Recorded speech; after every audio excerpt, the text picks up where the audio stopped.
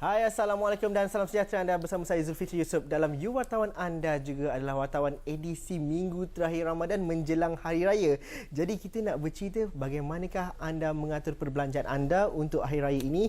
Ada yang kata bajet dah lari, ada yang juga kata bahawa mereka masih lagi dalam landasan yang betul untuk berbelanja mengikut plan yang telah dilakukan sebelum Ramadan lagi. Dan bagaimana jika anda berhadapan dengan masalah perbelanjaan dan sebagainya, bagaimana dapat diatasi menjelang Hari Raya Aidilfitri dan selepas perayaan Aidilfitri. Jadi saya bersama dengan motivator keuangan kita, Saudara Irfan Khairi, bersama kita dalam You Wartawan pada hari ini. Anda boleh berkongsi cerita anda boleh menghantarkan komen anda dan juga pandangan anda di Facebook You Wartawan, bagaimana anda melakukan perbelanjaan anda sepanjang bulan Ramadan dan juga menjelang Hari Raya Aidilfitri ini, dan kita akan kongsikan bersama hari ini. Jadi Saudara Irfan, kalau kita bercerita mengenai bajet raya, ramai kata term yang selalu kita gunakan, bajet raya dah lari lah. Tapi sebenarnya, hakikatnya, ada tak bajet tu sebenarnya? Betul adanya. Sebenarnya kan, bajet raya ni kurang orang buat bajet raya. Dan perbelanjaan masa time raya ni lah yang paling susah sekali kita nak track atau kita nak jejak. Sebab apa, kalau bajet-bajet seperti bayar bil tiap bulan, bayar kereta tiap bulan, bayar duit rumah tiap bulan, makan minum tiap bulan pun kita boleh bajet lagi. Tetapi perkara-perkara yang macam hari raya, itu kadang-kadang kita tak buat bajet macam tu. Dan benda ni yang selalunya mengganggu kewangan kita, kita akan lari kat situ. But the first and foremost kan, ramai orang kata bajet lari. Sebenarnya kan kebanyakan kita tak ada bajet. Kalau ada bajet pun, make sure benda tu kita dah rancangkan dah beberapa bulan sebelum raya lagi, kita dah plan. Mari kita tengok dua situasi yang berbeza. Ramai yang mengatakan bahawa untuk mendapat perbelanjaan yang baik untuk musim perayaan, kita kena ada perancangan. Ada perancangan dan kita kena tahu berbelanja mengikut kemampuan kita. Itu klise kita selalu dengar. Ya. Hakikatnya mungkin berlainan. Hari raya berkaitan dengan psikologi, emosi. Jadi mungkin bajet yang ada ini tidak sama dengan bagaimana kita membelanjakan apa yang jadi, dan bagaimana kita mengimbangkan atau melihat kepada kedua-dua situasi yang berbeza ini. Okey, bila hari raya ni sebenarnya kan ada banyak emosi sebenarnya dalam perniagaan lah kan. Dalam perniagaan, keputusan belian seorang tu kan 90% adalah keputusan daripada emosi, 90%. Kalau 10% tu daripada logik. So kita selalu beli mengikut emosi. Time-time raya, musim perayaan ni lah banyak emosi. Kita tengok satu contoh lah, macam contoh di bazar Ramadan, kita selalu pergi bazar Ramadan. Ada satu istilah Mak Saleh ni, dia kata don't buy on an empty stomach. Kata macam tu. Kalau sebab apa, kalau perut lapar masa tu semua nak. So jadi bila kita sampai bazar Ramadan dengan duit yang kita ada, tengok masakan utara nak beli, masakan selatan nak beli, timur barat semuanya kita nak beli, because of the emosi tu yang menarik kita. Itu kalau kita tengok buka puasa. Kita tengok shopping pula. Sama juga, shopping dengan potongan harga 50%, dengan beli dua dapat satu, dengan jualan murah Aidilfitri, semua tu memainkan emosi kita. Itu yang buatkan yang kita nak beli. Sebabnya keputusan belian 90% daripada emosi. Itu mengganggu. Kalau kita cerita mengenai perancangan berhari raya atau perancangan perbelanjaan, selalunya kita melihat pada hari raya itu sahaja. Akan tetapi saya fikir kita perlu melakukan perancangan itu dalam tempoh 3 bulan. Sebenarnya bermula daripada Ramadan hinggalah ke tempoh akhirnya hari raya itu sendiri. Bagaimana kalau kita melihat bahawa perancangan perbelanjaan pada bulan Syawal ini sebenarnya perlu dilihat dalam jangka masa, macam orang kata kalau buat belanjawan setiap tahun, belanjawan hari raya pun perlu bermula habis raya. Bagaimana itu perlu dilakukan? Betul, itu yang terbaik lah. Tak, macam sebagai kita tak ramai yang akan buat. Tak ramai yang akan buat plan awal-awal macam raya, tahun raya bulan depan, masa itulah kelang kabut. Kita nak hakikatnya masa itulah kelang kabut. Yang sebaiknya memang betul, kalau kita nak sebutkan bajet memanglah, kalau bajet negara pun setahun kita letak kan. Kalau bajet biarlah setahun pun bagus. Put aside, letaklah RM300 sebulan ke, ataupun 100-150 sebulan ke, for the next 12 bulan yang akan datang. Then itu maksudnya ada bajet untuk raya. Tapi kebanyakan kita sedangnya tak lakukan itulah. And tak salahkan, sebab apa, kadang-kadang nak simpan RM150 hanya untuk raya setiap bulan, something yang susah untuk semua orang lakukan. Dan kita akan kata, alah, raya lambat lagi. So that's why, sebab tu bil, telefon, bil, kereta, semua tu no problem. Tetapi yang time-time raya ni lah yang selalunya kita akan tersasar sikit. Dan bagaimana sebenarnya kalau kita melihat bahawa jatuhnya Syawal tu pada hujung bulan, tengah bulan ataupun awal bulan memberi kesan yang besar juga kepada perbelanjaan kita untuk tempoh masa 3 bulan ini sebenarnya. Dan kalau dilihat pada tahun ini, apabila Syawal bakal menjelang pada Khamis depan, insyaAllah Khamis atau Rabu, bagaimana ini sebenarnya memberikan kesan, dan bagaimana kita melihat, kalau kita analisis sikit, trend tahun ini perbelanjaan bagaimana? Okey, kalau trend perbelanjaan, I would expectkan ujung bulan macam ni lah. Apa ni dah permulaan bulan. I would expect sekarang ni time-time orang dah dapat gaji, time-time ni lah lagi banyak perbelanjaan akan dikeluarkan. But it's interesting juga untuk lihat dari segi bila jatuhnya hari raya, bila jatuhnya Syawal, dan itu pun impact juga. And one tip lah daripada saya kan, kadang-kadang ada juga bagusnya tahun ni bila dah dekat-dekat nak raya tu, selalunya one tip kan, time-time tu juga ada lagi diskaun penghabisan stok. Kat situ harga macam baju kurung ke baju raya dan sebagainya yang kedai-kedai yang tak dapat jual yang banyak-banyaknya lagi, dia akan turunkan lagi. So bagus juga lah. Maksudnya perbelanjaan pada tahun ini, pada minggu-minggu terakhir Ramadan ini adalah waktu yang paling sesuai untuk berbelanja dan juga untuk membeli kelengkapan atau persiapan untuk hari raya. Betul tu. And bukan tu saja, kalau kita tengok kalau kita beli daripada awal, katalah daripada awal Ramadan kita start beli, ada banyak kita rugi kat situ. Satu mungkin produknya barang-barang lagi mahal. Satu lagi kan lagi banyak masa untuk kita membeli. Bila lagi banyak masa, lagi banyak kita beli. Tak cukup lagi. So kadang-kadang it's a good tip juga, kita tunggu last minute, harga rendah, and then waktu kita membeli pun singkat. So kita terpaksa settlekan waktu singkat tu. Kalau kita daripada awal dah duduk shopping raya, duduk sebulan shopping raya, banyak kali nak beli ni lah, nak beli tu lah, nak beli ni lah. So jadi lagi itu panjang. salah satu tips untuk berbelanja khususnya di akhir bulan, akhir minggu Ramadan ini. Tapi kita nak melihat bagaimana gaya hidup hari ini juga mungkin mengubah cara kita berbelanja. Kalau dahulu perbelanjaan dalam talian tidak menjadi satu perkara yang perlu untuk hari raya, tapi sekarang kebanyakan separuh daripada kita mesti berbelanja secara online, dan kadang-kadang ada yang dapat mengawal perbelanjaan, tapi ramai juga apabila pakai kredit kad tersasar. Jadi bagaimana kita dapat lihat perkara itu dan bagaimana dapat mengawalnya selepas Hari Raya Aidilfitri, itu kita bincang selepas ini. Kita nak dengar dulu apa cerita dakaran kita selepas ini mengenai perbelanjaan raya mereka. Kita berhenti lihat seketika dahulu.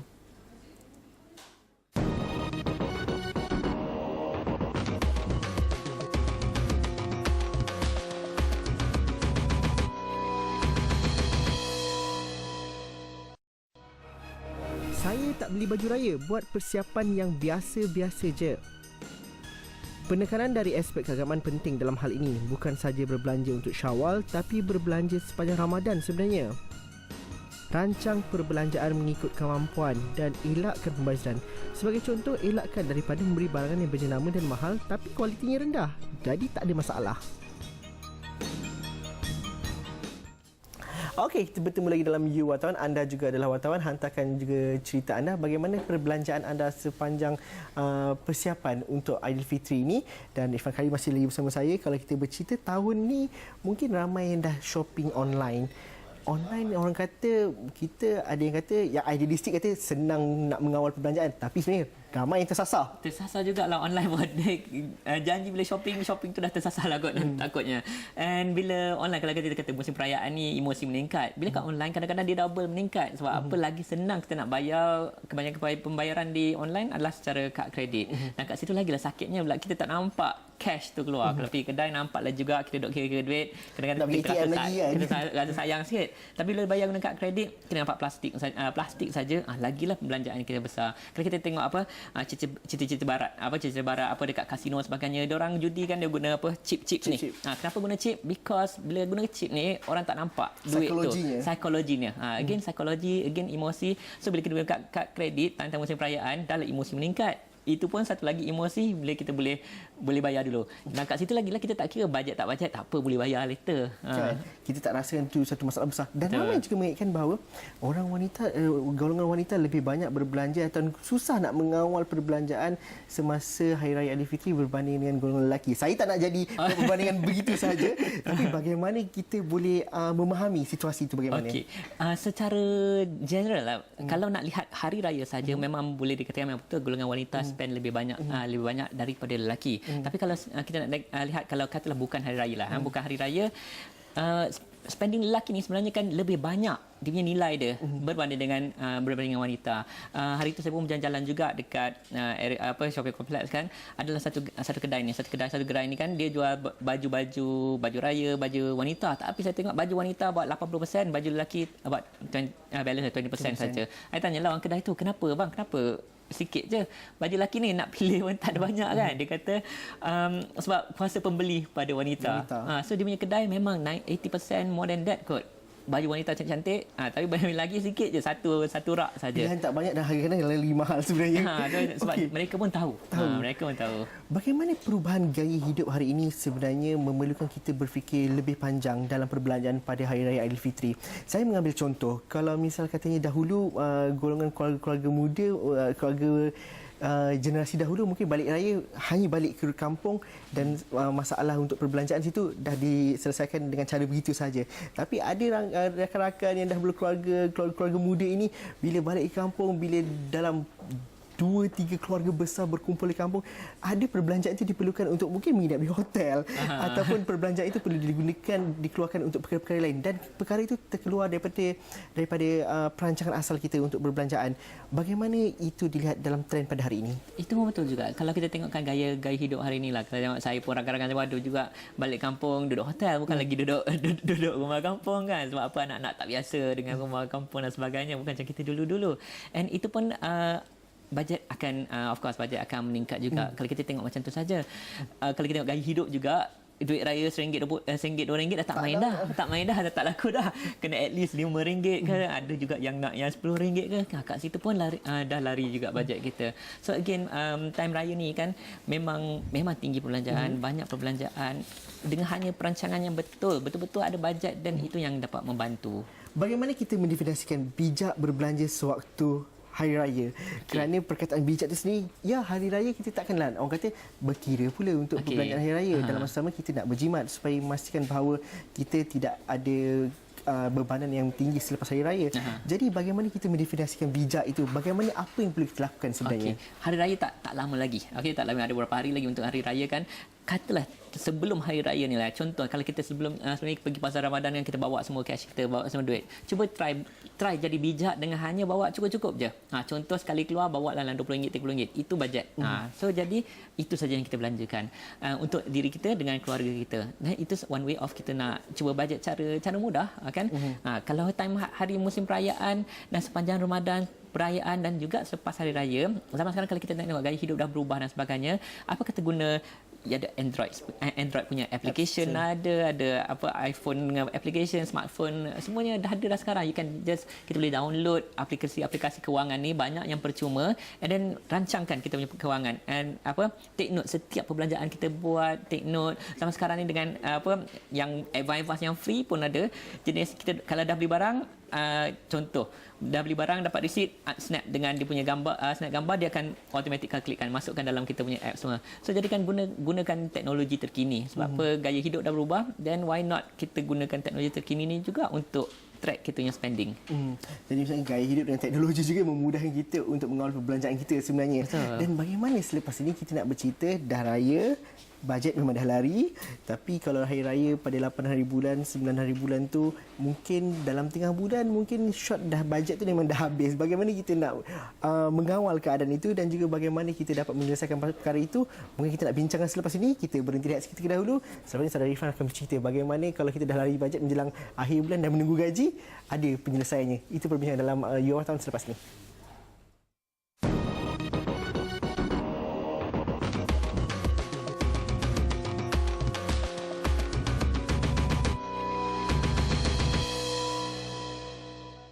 Okey, bertemu kita dalam You Warta, kita bercerita tips perbelanjaan Hari Raya. Tapi dah 2 blok kita bercerita, ramai yang mengatakan bahawa, dan saya setuju juga anda mungkin di rumah mengatakan bahawa sebenarnya perkara yang paling susah, tempoh paling susah ialah selepas raya. Jadi bagaimana bajet dah lari, mungkin perbelanjaan ataupun separuh ataupun mungkin hampir keseluruhan daripada duit gaji kita dah dihabiskan untuk Hari Raya, dan tahun ini Hari Raya mungkin jatuh pada 8 atau 9 hari, 7 atau 8 hari bulan. Kita mungkin berbaki 20 atau 15 hari lagi menjelang gaji kita. Itu realitinya. Jadi bagaimana untuk berhadapan dengan situasi sebegini? Tips ni bagaimana? Situasi sebegini kan sebenarnya kan, bila katalah kita lari bajet masa raya ni, sebenarnya kan bukannya impact tu dalam masa sebulan kemudian. Impact tu akan sepanjang berbulan-bulan kemudian pun akan ada. Sampai akhir tahun. Akhir tahun lah impact dia. Sebab kita lari kat sini. So kat situ kan kita kena betul-betul ambil tindakan. Contohnya katalah, selain daripada kita gunakan aplikasi, katalah cara paling mudah sekali adalah kita kena jejak kita punya perbelanjaan akan datang. Contoh, kita kena ambil ambil kalender, cari kalender bukan kalender poket yang kecil-kecil macam tu. Cuba kat internet, sekali lagi kat internet kita, you boleh download kalender-kalender yang jenis besar-besar ni, yang boleh ada ruang untuk you tulis semua perbelanjaan yang akan datang, semua perbelanjaan yang bakal kita bayar dan sebagainya, dan kita boleh nampak sepanjang untuk 12 tahun yang akan datang apa sebenarnya spending daripada kereta, daripada rumah, daripada apa saja, makan minum. Dan bila kita nampak a bird's eye view of keseluruhan perbelanjaan kita, dan kat situ adalah langkah pertama untuk kita tahu bagaimana nak memperbaiki kewangan kita selepas yang sebulan tu lari bajet kat situ. Itu satu cara. Dan yang penting kena jujur juga, sebab tu mencatatkan semua. Itu yang kena catat tu. Sebab kadang-kadang bila saya kata guna application, ada orang kata alamak application ni tekan macam tak puas. Okey, tak puas. Kali ni another tip, kita tulis tangan. Bila tulis tangan ni psikologi dia lain. Tulis tangan ni kita macam janji dengan diri sendiri. Ni betul, ni jujur dan sebagainya. Dan bagaimana sebenarnya kalau dalam aspek berhari raya ini, mungkin tadi kita kata kalau untuk buat perancangan untuk bulanan seperti duit kereta, bayaran angsuran kereta, angsuran rumah dan sebagainya tidak menjadi masalah. Tapi apabila hari raya kita berbelanja lebih, mungkin biasa kita berbelanja dalam 1,500 atau 2,000, tapi raya dia akan jadi 4,000 atau 5,000. Dan akhirnya perancangan bulanan kita akan terjejas untuk tempoh 2 atau 3 bulan mendatang. Ansuran kereta, ansuran rumah mungkin akan tertunggak untuk beberapa bulan. Dan itu memerlukan tempoh yang cukup panjang untuk pulih daripada perancangan kewangan yang sebenar. Bagaimana dalam tempoh 3 bulan selepas hari raya ini cukup penting supaya kita dapat mengawal perbelanjaan kita dan ansuran itu tidak terjejas untuk tempoh masa yang panjang. Betul, seperti apa yang saya kata. Kalau kita terefek lari bajet 1 bulan, impact dia akan sepanjang tahun dengan benda-benda lain sekali. So kat situ sebenarnya nak memperbaiki kewangan kita ada 2 cara saja, 2 cara yang asas. Nombor 1, make more money, dapatkan duit lebih. Satu lagi, kurangkan perbelanjaan. Okey. So jadi kalau kita boleh make more money dan kurangkan perbelanjaan, itu pun dah cukup membantu kita. Dan sebenarnya yang kecil-kecil contoh, kurangkan pergi kedai, apa ni dah kita cakap lepas raya lah kan. Kurangkan pergi kedai mamak, kurangkan beli majalah, kurangkan apa yang kita boleh cut yang kecil-kecil ni. Kecil-kecil. Ataupun apa yang perbelanjaan yang rutin, contoh pergi gym lah, membership gym kadang-kadang kita tak pergi pun kan. Ada membership gym. Cuba tengok balik yang bayaran yang rutin ni boleh tak kita cut cost kan. So jadi again itu yang pentingnya yang ada kalender sepanjang. Satu lagi cara, tambahkan pendapatan. So zaman sekarang ni ada banyak jenis perniagaan. Time musim perayaan pun kita cuba ambil pelajaran daripada orang yang duk sibuk jual kuih, jual baju raya, jual selendang dan sebagainya kan. Ambil inspirasi kat situ untuk menjalankan perniagaan selepas raya itu untuk menambahkan pendapatan. Saya menarik kat situ kalau kita lihat bahawa kalau mereka yang terlibat dalam perniagaan sebelum hari raya ni cukup ramai sekali. Time tu kita nampak semua tiba-tiba pandai buat kuih, jadi toki biskut, jual telekong dan sebagainya. Jadi bagaimana kita nak nampak perkara ini tidak bermusim, dan sebenarnya selepas raya momentum itu juga perlu dibawa sama supaya mungkin kita kekurangan perbelanjaan di selepas raya kita dapat atasinya dengan mencari duit lebih ini, dan juga kita dapat mencipta ataupun mengawal suasana pembelanjaan dan juga pembelian dan juga perniagaan yang bagus untuk selepas raya. Betul tu. Kalau kita, apa yang saya lihat kat Malaysia ni kan ada banyak pedagang jenis ikutan. Dia tengok kawan buat kuih raya, dia pun nak buat kuih raya juga. Kawan jual tudung, dia pun nak jual tudung juga. Di Malaysia ni banyak jenis perniagaan trend. Salah satu sebabnya mungkin kita tak confident buat sesuatu yang baru, sesuatu yang lain, kerana kita tengok orang tu berjaya buat ni, kita pun nak buat benda itu. So jadi kan cuba lepas musim perayaan ni jangan fikirkan buat benda yang sama saja. Cuba fikirkan buat benda yang berbeza, benda yang lain. Sebenarnya kan bila buat benda yang berbeza, benda yang lain, contoh satu simple contoh mudah lah. Kata time raya kita jual muffin. Okey, muffin, ramai orang jual muffin. Tetapi mungkin lepas raya kan kita come up dengan satu jenama perniagaan. Contoh muffin monster. Muffin dia besar sikit. Maknanya dah tak ada persaingan dekat situ. So jadi cuba kurangkan perniagaan yang mengikut trend ni, tetapi dapatkan idea-idea baru, idea yang lebih inovatif kan untuk mulakan perniagaan. Dan duk cerita tentang perbelanjaan lepas raya, satu lagi pun saya nak ingatkan Zul, masa time musim perayaan, sebelum raya kita ada banyak offer, banyak diskaun yang buatkan kita lari bajet. Satu lagi, janganlah sampai dia kata pisang berbuah dua. Sebab apa? Lepas raya nanti ada juga diskaun juga. Ada diskaun akhir tahun. Ada diskaun apa penghabisan stok lah. Itu diskaun akhir tahun lah. Ada banyak lagi diskaun dalam 30 hari selepas raya tu. Dia kata raya 30 raya sebulan kan. Masa tu pun ada banyak diskaun-diskaun. So jadi kan yang mereka yang masih ada bajet, janganlah pergi perhabiskan pula dekat selepas raya, sebab mainan emosi akan tetap ada. Perbelanjaan untuk hari ini cukup besar. Kita ada sekitar 28 juta rakyat Malaysia dan 60%-nya beragama Islam dan menyambut hari perayaan. Dan kita ada 4.5 juta keluarga yang kalau rata-rata kalau raya kita ambil contoh paling minimum sekitar RM500. 2 bilion ringgit belanjaan untuk hari raya sahaja. Betul. Jadi bagaimana kalau kita melihat sebenarnya perancangan dan juga kalau kita belajar sesuatu daripada musim perayaan ini untuk menguruskan keuangan kita yang baik, sebenarnya adalah praktis yang bagus untuk keseluruhan tahun. Dan ini adalah masa untuk kita melihat diri dan juga mempelajari modul yang terbaik untuk diri kita sendiri dalam mengawal perbelanjaan dan juga keuangan kita sebenarnya. That's exactly right. Kan? Sebab apa kan time musim perayaan ni banyak cabaran dengan kita dimainkan dengan emosi keliling ada, kita tengah lapar, kita nak beli lagi banyak mana ada kan. Kalau kita boleh settle kan, katalah kita beli kau tim lah, apa kita punya musim perayaan ni kita boleh handle, insya-Allah musim-musim lain tu tak ada masalah lah untuk kita, tak ada masalah. So jadikan seperti Zul katakan tadi, jadikan satu modul ataupun jadikan satu template lah musim perayaan ni. Kalau you boleh handle you punya perbelanjaan macam sekarang ni, then shouldn't be problem time lain. Musim perayaan walaupun ada masalah untuk perancangan keuangan, tapi sebenarnya ia adalah masa yang paling bagus untuk kita mencipta model kita sendiri untuk 11 bulan yang selebihnya. Terima kasih Saudara Irfan kerana bersama kami dalam You Wartawan pada hari ini. Terima kasih juga kepada anda menonton. Kongsikan cerita anda. Saya pasti kalau kita buka cerita bajet raya ni, masing-masing ada cerita anda sendiri. Kongsikannya bersama kami di Facebook You Wartawan dan jangan lupa #bajetraya dan kongsikan bersama kami. Dan kita jumpa lagi minggu hadapan di Hari Raya Aidilfitri. Dan saya mengambil kesempatan ini untuk mengucapkan Selamat Hari Raya untuk kepada anda yang menonton You Wartawan, dan kita jumpa lagi minggu hadapan. Assalamualaikum dan salam sejahtera.